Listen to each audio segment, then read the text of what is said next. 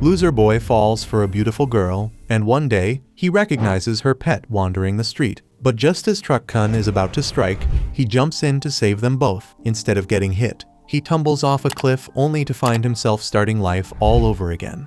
A wounded boy, lost and confused, runs for his life from monsters that are hot on his trail. He has no idea what these creatures are, but he manages to dodge a punch that would almost certainly have killed him. For a moment, he manages to put some distance between himself and the monsters until a mysterious girl suddenly grabs his arm and pulls him behind a boulder. After a few tense seconds, it seems like the monsters have left. The boy thanks her for saving him, but then notices a tiny creature poking its head out from under the girl's dress. When he sees the girl laughing uncontrollably, he's quick to insist that he's not scared. In fact, he swears he'd have crushed those monsters if he wasn't injured. If that's the case, the girl says, she'll be waiting for him to rescue her next time with all that extraordinary strength. When she winks at him, he falls hopelessly in love, and, working up his courage, takes her hand and finally confesses his feelings. But just as he manages to blurt it out, he wakes up from the dream he was having. Two guys next to him tease him, saying it must have been a great dream.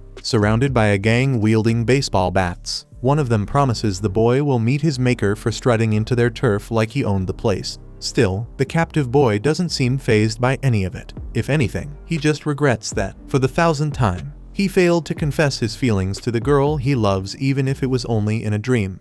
The thugs joke that he's taking the phrase, "girl of your dreams," a bit too literally. The boy responds by kicking one of them and declaring, for the record, that she isn't just a dream. Naturally, the goons don't take that well. One of them swings a club at his head, but he manages to dodge and counters with a headbutt to the attacker's chin. After pulling off this stunt, the boy still tied up recites a motto from the Narahira family: never admit defeat until you're dead. Never admit defeat, not even when you're dead. In other words, Narahira Takaru never loses.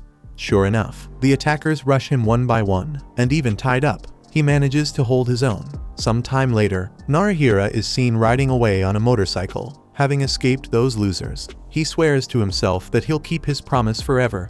He'll find the girl he loves, no matter what. Along the way, he crosses the road and spots the same little creature that belonged to that girl. Instantly, he slams on the brakes, trying to figure out what in the world is happening. When the animal scurries off down the road, he takes off after it. Suddenly, a truck barrels toward the animal, but Narahira leaps in at the last second and saves it only to tumble down the side of the mountain himself. Instead of being seriously hurt, though, he wakes up somewhere completely different, and the girl he'd been talking about is right there in front of him. Grinning from ear to ear, Narahira introduces himself as the guy she once saved, but the girl seems to have no idea who he is. In fact, the two of them are standing on a stage, mid-performance, when her little pet falls out of the sky and lands squarely on Narahira's head, sending him crashing face first into the poor girl's chest, earning a loud scream. In the audience, a green-haired girl bursts out laughing, convinced this must be part of the play, but the blue-haired girl insists that this definitely wasn't in the script.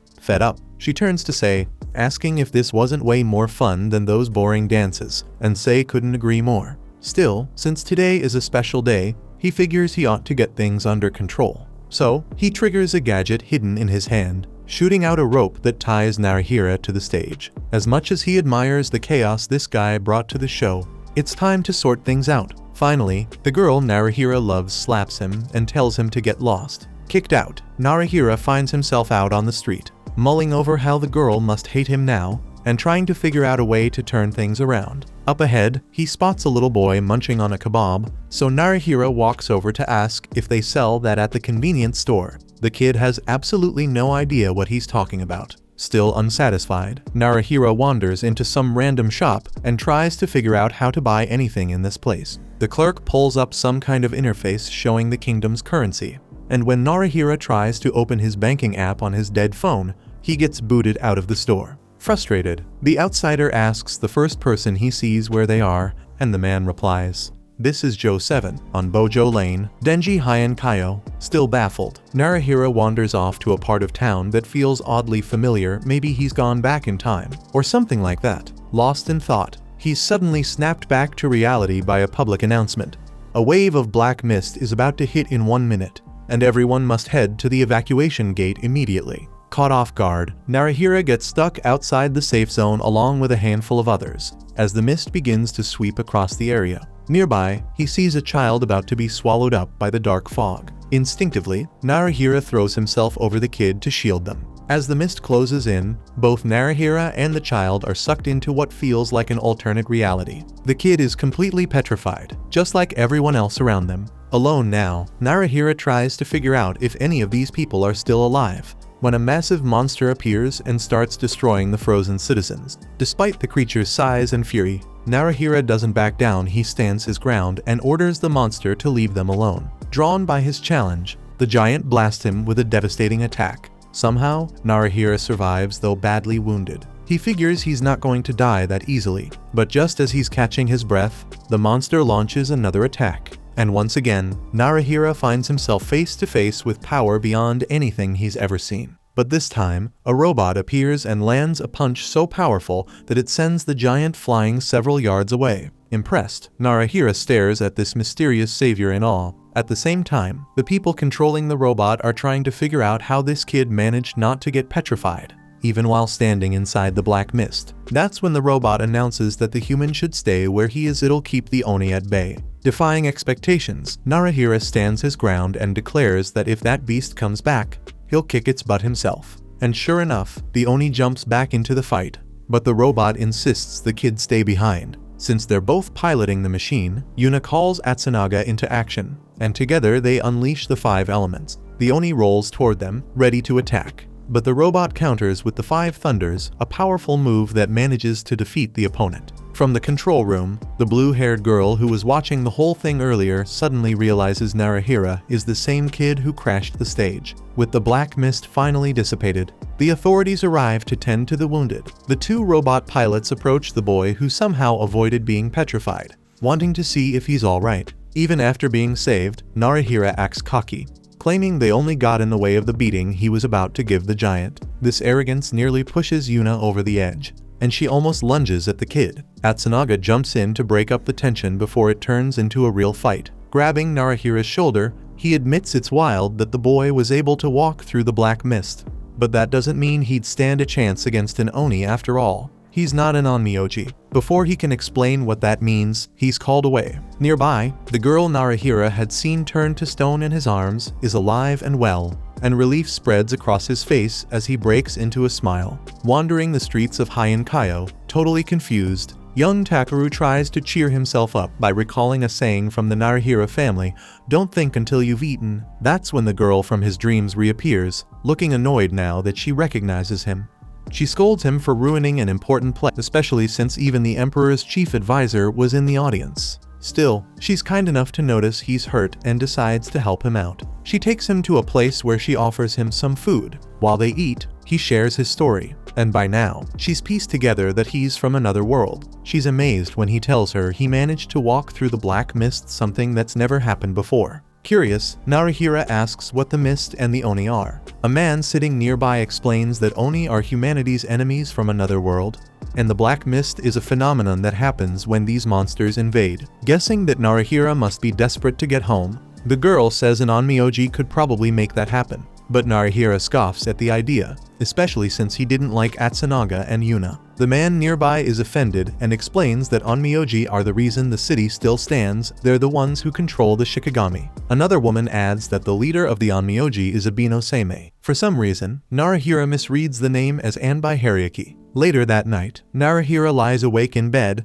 unable to sleep. Outside the house where he's staying, the girl from his dreams dances beneath a beam of light, surrounded by the shadows of night. Thinking it's the perfect moment, he goes outside, claps his hands to praise her performance, and she just smiles, asking if they've met before. Narahira says yes and reminds her that he promised to become stronger so he could protect her. She promises not to forget something that important next time, and finally introduces herself as Tsukamiya. By morning, on the second day of the festival, Narahira is helping out with some chores when he spots the Imperial Advisor's messenger approaching, the same guy who's here because of what happened yesterday. talking to Tsukumiya. The messenger complains about how the show turned into a total disaster when someone crashed the stage. The advisor is furious, claiming the whole thing was unworthy of the grand pandemonium ritual. Now, the advisor wants Tsukumiya to come to the palace and apologize in person. That's when Narahira steps in, confessing that he's the one who ruined the show. The messenger ignores him, insisting that Tsukumiya come along. Narahira tries again to confess, but is stopped once more by Abino Seimei. Narahira calls him Anbai Hariaki, and Seimei laughs, saying lots of people misread his name that way. After detaining Narahira, the chief Onmyoji leans in and reassures Tsukumiya that everything will be fine, and she seems to trust him. Later, as they leave in an air car, the green-haired girl asks Seimei if he minds that the kid is so strange. He just shrugs it off. Suddenly, another black mist alert goes off throughout the city. In 20 seconds, Heian Kaio will be swallowed by darkness once again, because the city's in the middle of the grand pandemonium. The warnings are even slower than usual, and the mist sweeps in, hitting the cloud carriage Tsukumiya is riding in. Seeing his friend in danger, Narahira grabs the first weapon he can find and sprints toward the chaos after all. He did promise he'd save her, no matter what. Inside the mist, Yuna and Atsunaga are holding off the invading Oni. Meanwhile, Narahira navigates the treacherous, otherworldly terrain, searching for his friend, until he finally spots the wrecked vehicle. While the Onmyoji attempt to attack the giant enemy, they're caught off guard by a counterattack. The Oni conjures a series of connected escape gates, allowing it to jump through portals and strike by surprise, a tactic that proves devastating as the Shikigami gets hit again and again, unable to respond. To make matters worse, just as he neared the petrified Tsukumiya, the Oni finished his flurry of attacks with a devastating blast aimed at the robot. The impact was so severe, it damaged the robot's spiritual reactor. In this critical moment, Sei rushed to the control room to check in with Kazuura and find out how the battle was going. Out on the battlefield, the Oni was seconds away from finishing off both the Shikigami and the petrified Tsukumiya for good until, at the very last second, Narahira appeared and struck the monster with his weapon. Everyone was left speechless by the sudden intervention of that kid, who once again had emerged from the black mist, everyone except Sei, who just flashed a sarcastic smile. Feeling more powerful than ever, Narahira tried to keep up the offensive, but the giant Oni caught him, crushed him brutally, and then hurled him to the ground with overwhelming force. In the end, the Oni put some distance between them, leaving the human shattered on the ground. But somehow, as if by magic, Narahira's serious wounds seemed to heal in an instant. Now at a safe distance, the monster readied another one of its devastating blasts. Struggling to his feet, Narahira repeated his family's motto: "Never admit defeat until you're dead. Don't admit defeat, even then." With those words in mind, he charged headlong into the path of the Oni's cannon blast and countered its full force with a staggering punch. The moment his fist landed, Narahira transformed. Armored in that unstoppable shell, he delivered a blow that brought the fight to a crushing end. Back in the control room, Sei watched it all unfold with a smile, finally admitting to himself that this kid was something special. Inside the mist, Narahira returned to his original form and breathed a sigh of relief to see his friend still in one piece. But then, the Oni's core rose up from the ground beneath them, and a gate appeared, shattering Tsukumiya. Moments later, another Oni reappeared and drove its claws through Narahira's torso from behind. In the very next scene, the boy wakes up in a panic, right back in the same situation he'd been in when he first arrived in this world. Seeing Tsukumiya alive right in front of him, the boy jumps up, overwhelmed with joy, and bursts into tears. But then, the girl suddenly lets out a scream loud enough to wake up the whole block. In no time, Uncle Wada storms in, bamboo stick in hand, ready to sort things out. But as it turns out, it's not Wada who's keeping Takeru in check, it's Atsunaga's hidden blades, with Atsunaga himself hiding behind the stage decorations. Tsukumiya, by the way, asks what he's doing back there, and, embarrassed, he just mumbles that he was passing through. Takeru keeps trying every way he can to convince his friend it's really him. But Tsukumiya insists she has no idea who this guy is. Later on, over at the Onmyo agency, Seimei gets a heads up that it's almost time for the chief counselor's Kemari game. Completely uninterested, the leader asks Kazuura to go in his place, while Shino, on the other hand, is all too happy to volunteer for the task. Meanwhile, Takeru is still desperately trying to get Atsunaga to let him go, insisting he knows Tsukumiya, which, of course, the officer refuses to believe. Watching from a distance, Shino wonders if there's a monkey in that cage, and Seimei wants a closer look. Takeru swears up and down that he knows Tsukumiya from his dreams, and Atsunaga says that this beautiful girl also visits his own dreams from time to time. When the three onmyoji arrive, the prisoner calls the leader Haryaku again, which prompts Shino to correct him with the chief's actual name. Takeru was really hoping this guy would recognize him. But Seimei has no idea who this interdimensional invader is either. Switching gears, Takeru claims he fought an Oni in the Black Mist and got impaled by it, and that's when he found himself on that stage. Atsunaga takes offense at the idea that this kid faced an Oni alone. So Takeru raises his voice and insists he sent the beast flying with his own fist. For his part, Seimei doesn't rule out the possibility that the boy's telling the truth. The prisoner goes on to reveal another Narahira family motto.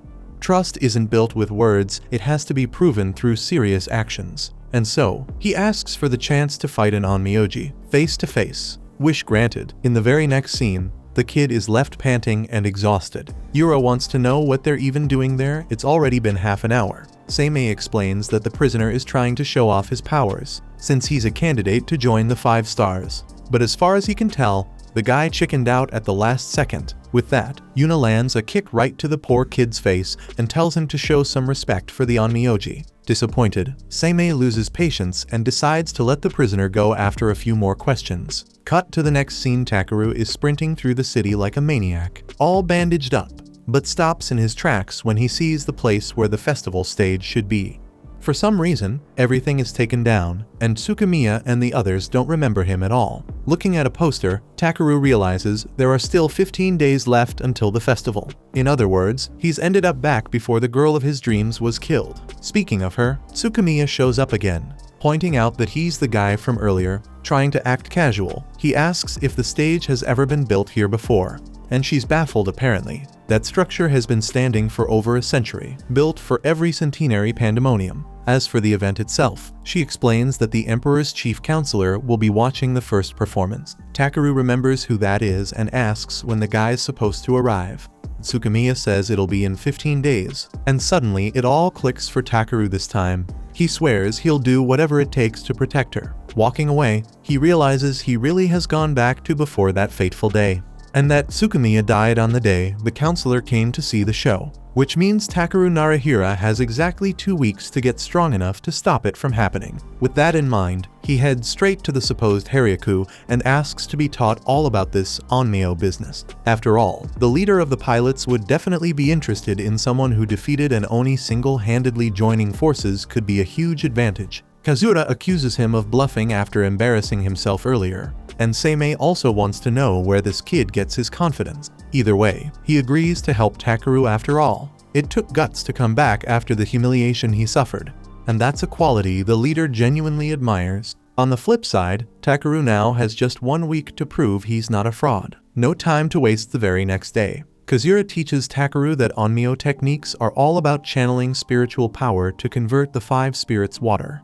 wood, fire, metal, and earth, allowing for all kinds of effects. Almost everyone is born with spiritual power, but only those with real aptitude can master these techniques, and that takes years of dedicated training. After hours of this, both Takeru and Shino are completely over it. The invader interrupts the lesson to ask how to use that shikigami thing. So, Kazura introduces him to the Godai doll, a spiritual training vessel. If Takeru wants to control a shikigami, he needs to channel his spiritual power and get the Godai to stand up. For demonstration, Kazura pours spiritual power into her divining glove and makes the doll move. After that, Takeru is left alone with the doll he's supposed to call the teacher only after he gets it to move. Confident as ever, he focuses on his glove and presses it against the doll's back. But nothing. Hours later, outside the classroom, he's still trying to get Godai to stand, only growing more frustrated with every failed attempt. Atsunaga finds him in the courtyard and asks why he came back when he was already set free,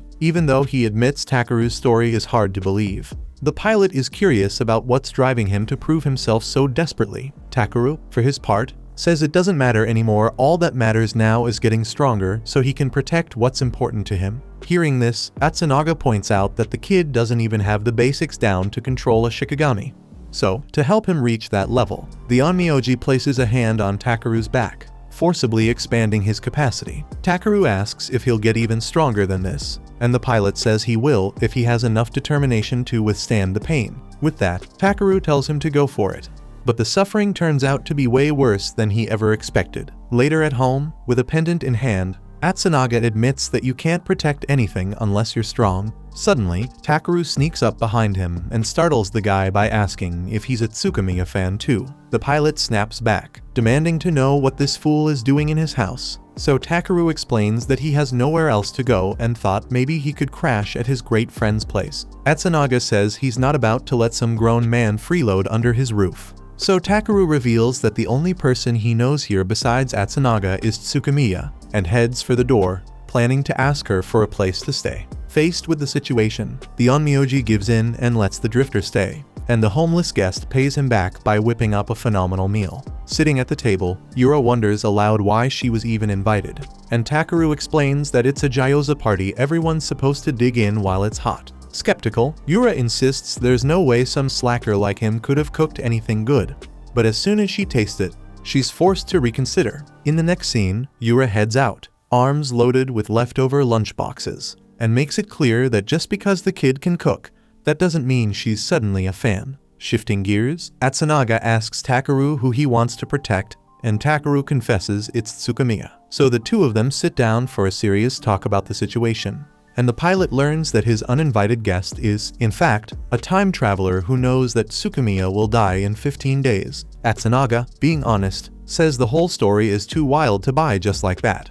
But there's one thing he's sure of. It won't be Takeru who protects Tsuki, it'll be him. Hearing every word, Takeru fires back that Atsunaga can talk all he wants, he'll prove himself through action. With sparks flying between them, a showdown is inevitable. In the ring, the time traveler tries every trick in the book to land a punch, but every strike backfires. Atsunaga barely even breaks a sweat. At one point, Atsunaga activates his solid body technique just as he's attacked, forcing his opponent to punch a shield and get knocked down in the process. As he explains, this too is the power of technique. 3 days later, Takeru begins to learn about the power of Riki, one of the 5 systems of Onmyo technique. Riki are skills that strengthen the body, like the solid body, which can be used for both defense and offense. Eager to master it, the boy is quickly warned by his teacher, it'll take at least a year. After the lesson, chatting together, Yura asks Atsunaga how long he plans to keep hanging around with that idiot, especially since he wants to be chosen as one of the 5 stars. Atsunaga replies that he's got things to learn from Takeru too, but Yura pushes harder, accusing him of hiding something from her. Why else give so much attention to that brat? In the middle of their argument, a red alarm blares, followed by an announcement. A black mist is going to appear in 1 minute. Over in the control room, Kazura quickly calculates that this mist has a concealment level of 3.6 moderate. Takeru bursts in and announces he's joining the onmyoji in the black mist, which offends everyone with his bravado. Still, the time traveler insists he can go in without a shikigami. He's already reached the point where he can use the power of Riki. Hearing this, Atsunaga promptly shoves the kid back with a Riki technique, declaring he doesn't have what it takes. If he can't even pull off something like this, he's not qualified to fight in the black mist. Refusing to back down, Takeru decides to prove, by force, that he can fight. Instead, he wakes up in bed, with the man who knocked him out standing nearby. Still groggy, Takeru asks what happened to the black mist, and the onmyoji tells him he and Yura took care of it. Furious at being sidelined, Takeru is told by Atsunaga to come with him. The two head out to a part of the city that was devastated by the Black Mist 3 years ago, a battle where many onmyoji lost their lives. Atsunaga was a rookie back then, and his shikigami was damaged due to a mistake he made. Because of it, he was forced to leave the fight, abandoning his superior. To make up for that error, his commanding officer fought alone and was killed. Atsunaga explains, if you lose a battle in the Black Mist, things that have always existed can vanish in an instant.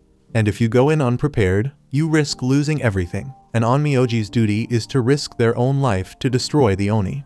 And as much as Takeru claims he has someone to protect, so does Atsunaga. So if the kid gets in his way, the pilot won't show any mercy. Not far away, Yura overhears their conversation. That night, Takeru isolates himself, seething over everything he heard earlier. A week after Takeru and Seimei made their deal, the leader of the onmyoji is informed that the intruder has run off. According to Kazura, it's been a few days since he showed up for training. Given the circumstances, the boss concludes he misjudged the kid. Meanwhile, Shino's eye alert suddenly goes off. At the same time, the city's POS system blares, a black mist will arrive in 30 seconds, and Takeru is seen standing in the middle of a panicked crowd. With the concealment level at 5.6, a bit higher than last time, Kazura sends out the pedestal and orders Atsunaga and Yura to summon their Shikigami. With that, the Onmyoji assume their roles and prepare for battle inside Denji Hyankai's robotic unit. Inside the ominous mist, the pair spot an Oni who controls a swarm of puppets remotely using drums. Yura takes command of the Shikigami and tells her partner to use this time to prepare a lightning technique.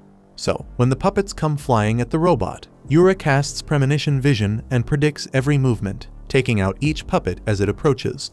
Watching her display of skill, Kazura can't help but remark that's a true candidate for the 5 stars. At that moment, Atsunaga readied his thunder power, but just as he was about to unleash it, he was caught off guard by a sudden lunge from the Oni, who dragged the Shikigami away and struck with such force that Yura was knocked right out of the black mist, leaving Atsunaga alone on the battlefield. That blow was so powerful, it significantly weakened his spiritual energy. From the command room, the order was clear. Atsunaga had to retreat, but escape was impossible. Enemy puppets were blocking every way out. Faced with overwhelming odds, the officer uttered a single phrase, "One mind, dedicated to a vow." Hearing those words, everyone in the control room could hardly believe Atsunaga was really going to do it. But the man was willing to risk everything to protect Denji Hyankai'o. Calling upon the full might of the Thunder God, he unleashed a devastating attack, even as the Oni charged straight toward him. At that exact moment, Takeru leapt between them, used his solid body technique to push Atsunaga aside, and delivered a punch to the Oni so fierce, it sent the monster flying like a baseball. The room fell silent, jaws dropping at the sheer strength Takeru had just displayed. Without missing a beat, he repeated his family's motto, "Trust is earned through actions, not words." Impressed, Atsunaga invited him to join inside the Shikigami, explaining that when 2 people fight together, the robot's true power can finally be unleashed. Takeru didn't hesitate.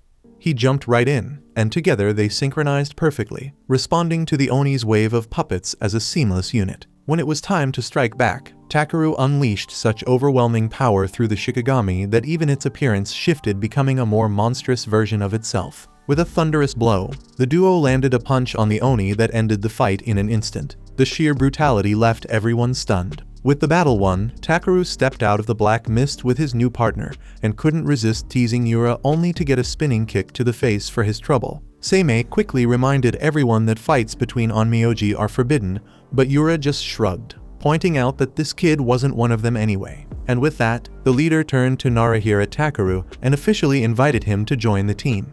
Check out these videos appearing on your screen and subscribe so you don't miss the next part.